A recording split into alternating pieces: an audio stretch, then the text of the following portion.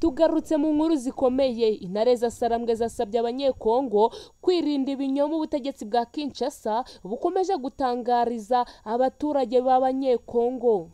Ni mu gihe Perezida Felix Tshisekedi wa Repubulika ya Demokarasi ya Kongo avuga ko intambara iri kirabera mu burasirazuba bwa Kongo ari igitero cyeruye gikorwa n'abitwaza impamvu zitagira ishingiro.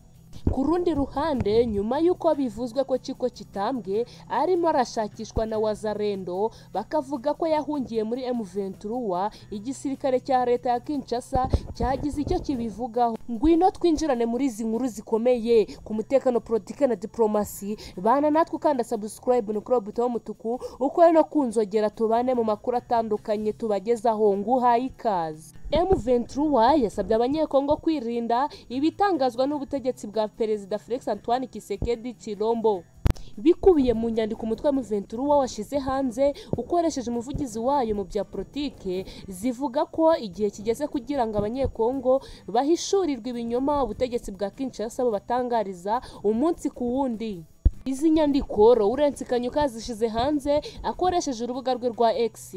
Ni inyandiko zigaragaza ko guverinoma yobaye na Bwana Tshisekedi irangwa n'ikinyoma, kandi ko nyuma y'icyo kinyoma nta kindi kiyiranga. Izi nyandiko ziragira ziti: igihe kirageze cyo guhishura ukuri ku binyoma bivugwa n'ubutegetsi bwa Kinshasa. Ubu butegetsi butuma abaturage baturiye iki gihugu bizera ko ingabo za FARDC n'abambari bazo bashobora kongererwa imbaraga ku buryo bahita birukana M23 mu bice byose yabohoje. Izi nyandiko zikomeza zigira ziti: rwose ihuriro ry'ingabo za RDC nirishobora kwirukana M23 aho igenzura. Mubimenye neza ko buri gace kabereyemo imirwano hagati ya M23 n'ingabo ziri muri iri huriro ry'ingabo za RDC rirahunga kandi rigata ibikoresho byinshi bya gisirikare. Buri gace kose twagerageje guhuriramo mu mirwa. Kanyuka yakomeje avuga ko ibikoresho by'urugamba M23 ikoresha ahanini ari byo baba batse zino ngabo za RDC n'abambari bacyo. Ni mu gihe Perezida Tshisekedi yashinjije abo yitabanzi b'igihugu cye bavuye hanze bagatera igihugu cye bitwaje impamvu zitagira ishingiro, ngo bitwaje ihohoterwa rikorerwa abanyakongo bavuga ururimi rw'Ikinyarwanda ngo baba mu gihugu cya Kongo. Akomeza avuga ko ibiri kubera Kanyabayonga, Ikayina no mu majyepfo ya Rubero no mu bice bya Rucuru, Nyiragongo na Masisi ni igitero cyeruye ku bwigenge bwacu. Hagati aho leta ya Kongo ikomeje gushinja u Rwanda ko ari rwo rufashe mu mugongo haba mu bikoresho no mu barwanyi umutwe wa M23 uhanganye n'igisirikare cya FARDC mu burasirazuba bw'iki gihugu, aho kuri ubu umaze kwigarurira uturere tutari duke mu ntara ya Kivu y'Amajyaruguru.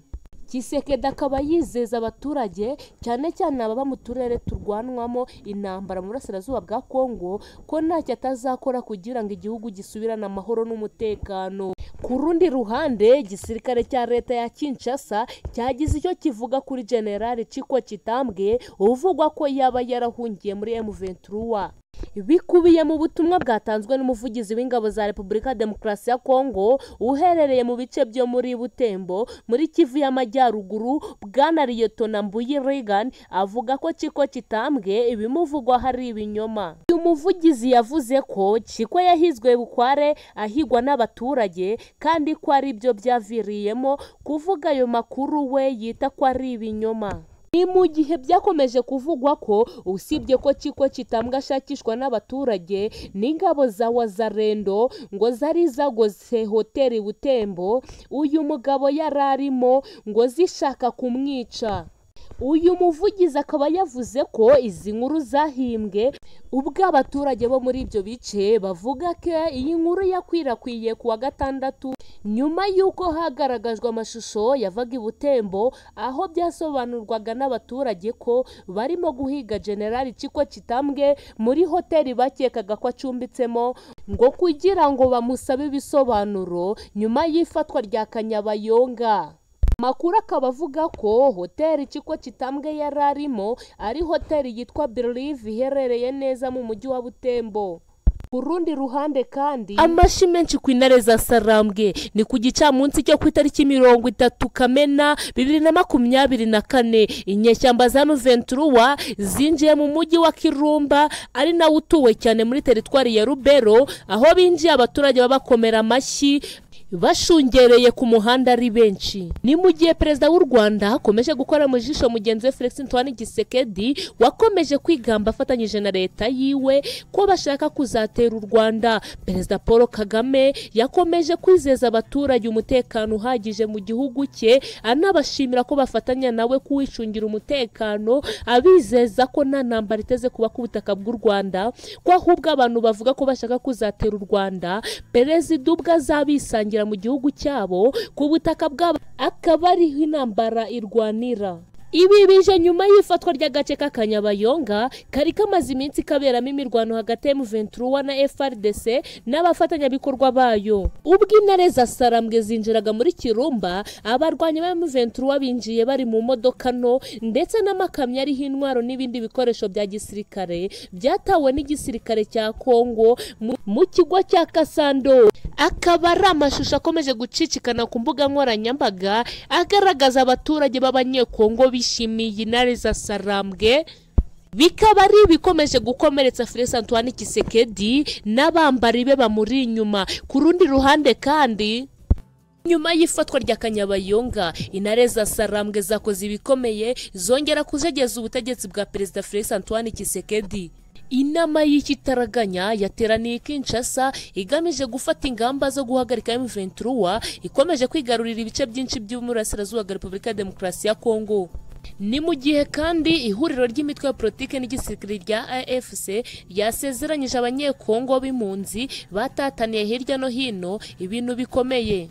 Bana natwe dusesengurana aya makuru akomeye ku mutekano, politike na diplomasi. Ukande subscribe ni kuri buto y'umutuku no kunzogera, tubane mu makuru atandukanye tubagezaho. Nguhaye ikaze.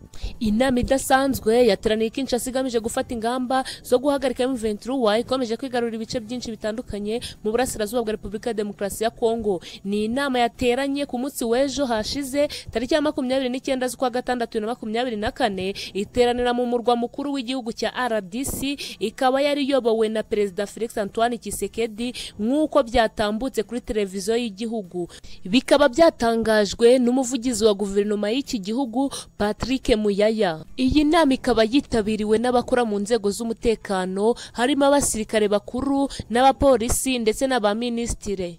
Nk'uko byatangajwe n'umuvugizi wa guverinoma Patrick Muyaya, yavuze ko iyi nama yari yobowe na perezida wa Repubulika kandi ko yari igamije kurebera hamwe icyakorwa kugira ngo igisirikare cy'iki gihugu hamwe n'abagifasha bahagarika abarwanyi ba M23 badakomeza kubohoza ibindi bice byo mu ntara ya Kivu ya ruguru. Ni mu gihe aba barwanyi b'uyu mutwe bakomeje gufata n'ibindi bice ku muvuduko utari usanzwe nyuma yo kwigarurira umujyi wa Kanyabayonga wo bigaruriye kuwa gatanu tariki ya 28 z'uku kwezi kwa gatandatu. Ni mu gihe intare za Sarambwe zakajije umurego wo kubohoza ibindi bice nyuma y'iminsi 2 gusa. Minisitiri w'intebe w'iki gihugu Judith Suminwa yari yatangaje ko ingabo ze ziri kongererwa imbaraga kugira ngo zihashe abarwanyi ba M23. Ibyo Suminwa yabitangaje ubwo yari mu ruzinduko rwe rw'akazi yagiriye i Goma. Muri icyo gihe yanavuze ko M23 izirukanwa paka igasubizwa iyo yavuye. Tshisekedi akoresheje inama mu gihe M23 kuri uyu wa gatandatu yafashe utundi duce two muri teritwari ya Rubero nk'ahitwa Ruwufa, Kayina na Kirumba yo muri teritwari ya Rubero. Ndetse kandi uyu mutwe wafashe n'inkambi y'igisirikare yari ingenzi ku ruhande rw'ingabo za leta ya Kongo. Iyo nkambi ikaba yitwa Kasando, iherereye mu ntera y'ibirometero nka 12 uvuye muri Kanyabayonga.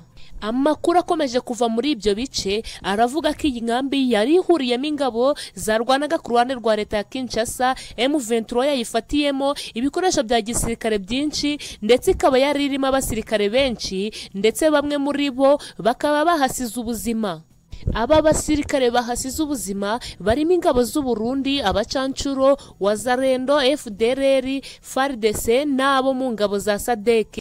Ibi bikaba ari ibikorwa bidasanzwe bikomeje kujegeza ubutegetsi bwa Felix Antoine Tshisekedi. Ku rundi ruhande, Colonel Nangu uhagarariye ihuriro ry'imitwe ya politike n'igisirikare rya AFC yasezeranyije abanyekongo batataniye hirya no hino ibintu bikomeye cyane. ibikubiye mu butumwa buri mu ibaruwa umuhuzabikorwa wa AFC Colonel Nanga yashize hanze akoresheje urubuga rwe rwa X abwira abanyekongo ko bagiye guhabwa umutekano usesuye ndetse ko n'abahunze bagiye gucurwa mu gihugu cyabo. Avuga ko ibyo bigiye kuba vuba aha. Iyi baruwa ndende yashizwe hanze kuri uyu wa gatandatu tariki ya 29 z'uku kwezi kwa gatandatu, itangira yibutsa abanyekongo umunsi w'ubwigenge iki gihugu cya Repubulika ya Demokarasi ya Kongo cyabonye ku itariki 30 z'ukwa gatandatu 1960.